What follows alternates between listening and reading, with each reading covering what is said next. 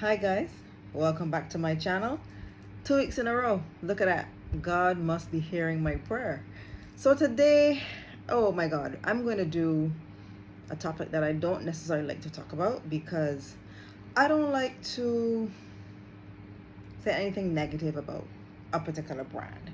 And to be fair, this is not anything negative about the brand. This is how I feel about the fragrance. Now we all know fragrance is very subjective. So whatever I might like and I might think smells so good, somebody else may think it's a scrubber. So take this with a grain of salt. This is all fun and games for me. I bought them with my own money. All of them except one is all are blind bought. And that is the problem. When you blind buy fragrances, you really have no control over whether or not you like, because you don't know what it smells like. So the lesson in this is try your fragrances before you buy. Try a discovery set, try going into a store if you can and sniffing it before you purchase. Now for me, as I've said in my videos before, where I live, I do not have the opportunity to sample many niche fragrances, so I usually have to blind buy. This is the result. Today I'm going to be talking about fragrances that I hate. And hate is a strong word. It's a strong word, but these are not my favorite. Either scent profiles, or I may have one particular note in it that I don't like, or the fragrance may just be very, very weak. The performance is trash. So let's start. The first one I'm going to gloss over because I mentioned it in my last video. If I remember, I'm going to put the eye in the sky where I talked about this fragrance before. This is Oudesire by Ajmal. Real pretty bottle, but this has a very, very skanky oud note in it. Let me tell you the notes. So the profile generally for this is fruity, oud, musky, sweet, ambery, and a little fresh, spicy. The notes in this, it's very floral at the top, which I love. Jasmine, orange blossom, rose, and bergamot. In the heart is fruity, so it's raspberry, blackcurrant, and a little zingy with ginger. And in the base we have oud, musk, sandalwood, and amber. Now the florals in this fragrance, I describe them as very cold. They're not warm at all, and maybe that's one of the things that I don't really like about this fragrance as well. As I've gone through my fragrance journey, I realize that I love my florals to be warm. This is a very cold floral, so it makes me almost feel like if I'm catching a cold when I wear it, which is kind of weird, but yeah. It gives a little scratch in the back of your throat. And then the oud is very skanky. And there's that. But in my last video, I mentioned that when I first got it, it was a lot more skanky than it is now. So I don't know if maybe it's settling a little bit. So I'm not going to get rid of it. I will leave it in my collection and I will come back to it in another couple of months and see what happens. So the first one, Oudesire by Ajmal. Hate it. Absolutely hate it. Where do I put these? Okay. And these are in no particular order, guys. No particular order.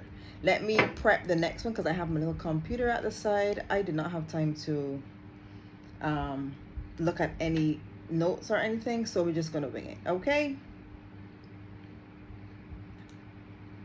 Okay. This one I blind bought as well. Oh Lord, I can't even see. Amorous. I just said the word. I blind bought this one because I bought the first collaboration with Navitus Parfums and HATEEEE the Great. I bought her Ambrosia Imperial, the banana fragrance. Love. Still love. That was a blind buy and I still love it to this day. A lady ran me down in a store to tell me how much she loved my perfume and how wonderful I smelled, right? This next one, so because I love the first one, I decided let me try her second collaboration with Navitus. Baby, I bought Amorous Intense, and look at the size of this bottle. So those of you who know that this bottle is a hefty penny, right? The main accord, sweet, fruity, fresh, caramel, vanilla, green, and a little aquatic. The notes in this at the top, you have apple, pear, and almond. In the mid, you have rum, ylang ylang, and coffee. And in the base, you have sugarcane, caramel, whipped cream, and cinnamon. Now, my beef with this fragrance is I think it's the musk, because I get a similar vibe with the first one I bought, but somehow the notes in the first one kind of tamed the musk down. In Amorous Intense, that musk, now musk is not listed in the note profile, but there's a musk in here. It is so pervasive, and when I spray this perfume, all I can get is the musk. I get the musk. It kind of chokes me out, and I don't like it. Now you can see my dent is not really that much because I hardly wear it. I shoved it in the back of my my closet, and I don't really see it, but I have to consciously wear my perfumes, because make no mistake, whether I hate it or not, I'm gonna wear it because it costs me money. Okay, so this is Amorous Intense. This is the Pear fragrance, the second collaboration. I don't like it. Now I have the Brown Sugar Babe version of the third collaboration. What was that? The Brown Sugar Babe oil is called Endless Love. So I'm not sure what the perfume's name is. I can't remember. They're all A and an I. Anyway, and I love that oil. That oil is fruity. It is sweet. It's a little floral, but it's more fruity, right? And I love that. And I'm thinking, maybe should I get it? Do you think I should get it, or should I just don't even bother? Anyway, the second collaboration, not my favorite, Amorous Intense by Navitus, and their collaboration with AI the Great. Now the third one, let me prep again. Now this was actually not a blind buy, right? It wasn't. A guy was coming around our workplace and he was selling fragrances, and I thought, this is a popular one that everybody was talking about. Let me get it. I got it, and I wore it, and I liked it. Put it down, came back again a second time, maybe a week or so after, and there was a note in it that turned my stomach. I was like, oh my God. So I put it down. I was like, nah, I can't wear that today. Came back again. The note is there again. I'm like, what the hell? I have not worn it since. Don't come for me, y'all. This is Khamrah by Lataffa. The Accord, sweet, warm, spicy, vanilla, ambery, cinnamon, woody, fresh, spicy, and fruity. So you guys already know my scent profile is fruity, floral, and I love the deep, woody, woodsy, warm caramel, warm, spicy type fragrances, right? Everybody raves about this as a dupe for Angel Share.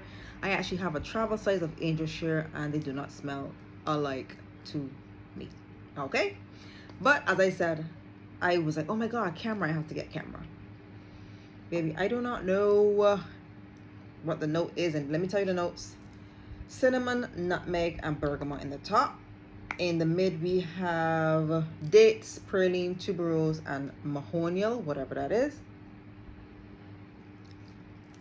Vanilla, tonka bean, amberwood, myrrh, benzoin, and akigala wood. All the notes that you think that I thought I would love. There's something in here. I don't know if it's a dates.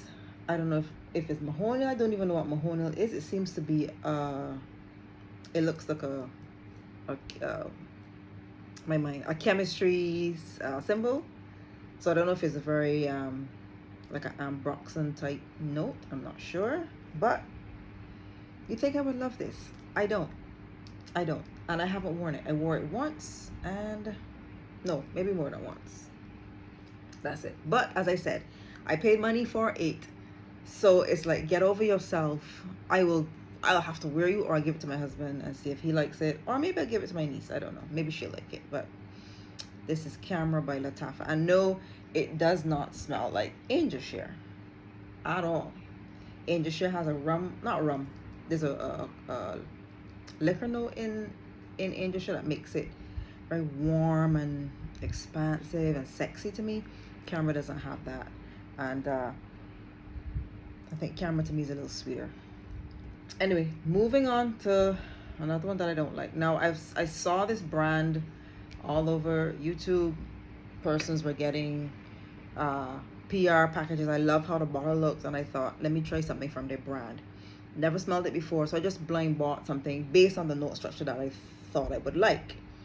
I do that sometimes to get a feel for the brand. So if I like one, I'll tell myself, okay, I can try others, right? Crazy, but whatever. So this is a Carner Barcelona brand, and the perfume is Palo Santo. Now I chose Palo Santo because I love a woody accord, right? And I love sandalwood, I love akigala wood, I love cedar. Oh, I love cedar. I love woods in general. And this is supposed to be Palo Santo, which is supposed to be calming, etc., etc., etc. The main accords: woody, vanilla, lactonic, aromatic, rum, sweet, powdery, warm, spicy. Now, the lactonic accord had me a bit scared because I typically don't like milk, but then the rum accord and the wood accord got me, right? Let me give you the notes in this. Rum, artemisia at the top, middle notes, milk, gaiac wood, tonka bean. In the base, vanilla, sandalwood, vetiver. So it has all the beautiful bases that I love. The milk, I thought I could probably get over that. And I love a rum note in my fragrance. Now, this is not bad. It's actually not a bad fragrance, yeah? It is very light. A lot lighter than I anticipated, because I thought if it's a woody fragrance, it will have a little bit more girth to it, right? So this is a very calming, relaxing, warm, it's like warm milk with woods in the base. That's how I perceive it when I smell it. It is not very sweet at all. So the tonka bean and the vanilla, for me, are not the stars of the show. The star of the show is sandalwood, rum, vetiver, and maybe the gaiac wood. And then the milk accord kind of fades for me, and it just dries down to a warm sandalwood, slightly creamy sandalwood fragrance. My issue with this, it does not last on me more than 3 minutes. So by the time I spray this on, put my clothes on, and I'm through the door, she's sitting in the living room. She's not going to work with me. And I'm very disappointed. I thought this would have been, if it not be smooth, at least last more than 3-4 hours on my skin. So I use this for bed most of the time. I have a little dent, right? I also have to force myself to wear it because I want it to last a little bit longer, right? Because even if I spray it on for bed, I spray it on in like half an hour, or I don't really smell it on me anymore. I have to literally put my hand like this to smell it. I don't want to have to do that, right? But maybe that's a good thing for a bedtime fragrance. So if you want to try Palo Santo, if you want something very tame, very soft, very demure, very calming and relaxing, you can try Palo Santo by Carner Barcelona. And the funny thing is, it was between this and Bezos, and I thought, let me try this one. So maybe I'll try Bezos in the same brand and see if it does the same thing. But for now, I'm okay. Palo Santo, I'm okay. Now let me do this other one. This is another popular one that everybody raves about, and they still rave about it. And I am like, okay. The main accords: woody, warm, spicy. See, they're woody and warm, spicy. Floral, fruity, you get me. Sweet, powdery, earthy, vanilla. Right? This is Gris Charnel from BDK. Now, top notes: cardamom, fig, black tea. Mid, iris, bourbon, vetiver. Base note: sandalwood and tonka bean. Now I thought this had a black pepper note in it. Maybe it was there. But I smell it, it smells like there's a black pepper note in it. And I don't like black pepper in my fragrances. But there's no black pepper listed. It's maybe cardamom and fig and black tea. I didn't like this. When I first got this, I was like, ugh, ugh. I hated Gris Charnel. It is too spicy. And I love cardamom. And I love fig. Yes, I love iris. I love black tea. But somehow it was just too spicy for my nose. And not warm spicy. This is a cold spice, which is weird. It's giving gray. It's giving rainy day, which I like. But this fragrance is not warm and enveloping. It's very cold and aloof and standoffish. But I will say that over time, and forcing myself to wear it, I have begun to have a little bit of appreciation for Gris Charnel. So what I'll do with this, typically I'll mix it with something a bit more floral, a bit more warm, so that I get a nice balance, right? This is a very, very cold, aloof fragrance. This is not a fun, flirty, have a good time, party, warm, spicy, come hither, talk to me. This is leave me alone. So if I want to zhuzh it up a little bit, make it more my style, I'll add a little bit of florals to it. And I've actually worn it on its own on 1 or 2 occasions, and it's fine. But it's not my favorite scent profile. Gris Charnel by BDK. And there's an extrait version. Could never be me. Now this last fragrance, I don't think it's on Fragrantica. Is it? Let me look quickly. No, it's not. This is an indie brand. And yes, it is. Wonderful. I like to support the indies because you're doing your thing, right? Again, I love a alcohol note in my fragrance, and it had 2 things, alcohol and tobacco. I was like, yes, I'm gonna love this. Woody, sweet, warm, spicy again, vanilla, tobacco. I love a tobacco note on a whiskey, on a rum or whiskey or cognac or whatever alcohol, you have me. So this is Copper Still 51. I don't know if I've ever shown this on my channel before. As I said, this is an indie brand, a very, very small perfume, I believe. This was his first fragrance, and I was like, yeah, I'm gonna try it. Now, Fragrantica does not have the notes listed, but when I went to his actual website, and I'm not going to do it now because it's going to take too long, it has notes of like corn mash. It's I think he made the fragrances using the cask that he used in his distillery, etc. So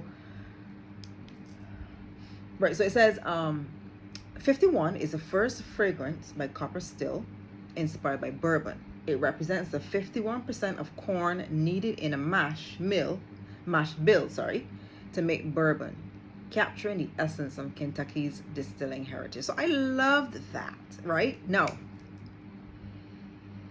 on first spray, I can get the alcohol note, I get the tobacco note, but you see, when this starts, so I love the opening of this, right? I love the start rolling around. I love the opening. Oops. Wonderful. Love it. Love it down. My issue, and this is very strong, huh? My issue with this is, I think it's a mash note, that corn mash note, man. As it starts to dry down, that corn mash note comes all the way up, and that's all I can smell is corn mash. I like the bourbon note goes. If it has florals or woods or whatever, they go. The woodiness of the cask, that goes, and all I'm smelling is corn mash, bro. And that's what I don't like. That's the only thing I don't like about it. So I wore this in the office one day, and somebody, I walked down the corridor, and the guy said to me, "Y'all smell like alcohol?" And I was like, "It's my perfume, bro. I'm not drinking, I swear to God. So don't wear this to work if you don't want people to think that you went out for lunch and had 1 or 2. But yeah, Copper Still 51 is a great fragrance. He has a watermelon one, and there's another one he came up with recently that I also would like to try, because I like the stories about heritage and, you know, those kind of things. It gets me. I'm gonna try the watermelon one and see what I like about it. But this one, I don't hate it. I actually don't hate it. My husband wore this and it smells awesome on him. It's just, for me, my skin pulls that caramel note and it makes me feel a little bit sick to my stomach. So yeah, those are my 6 fragrances that I have because I blind bought and I'm not in love with. So let me know in the comments, what are your fragrances that you don't necessarily love? Drop me a comment and let me know. Like the video, share it with your friends. Come on back for the next one, whenever that will be. So thanks for stopping by. Thanks for hanging out with me today. Have a great day, and I'll see you next time. Bye.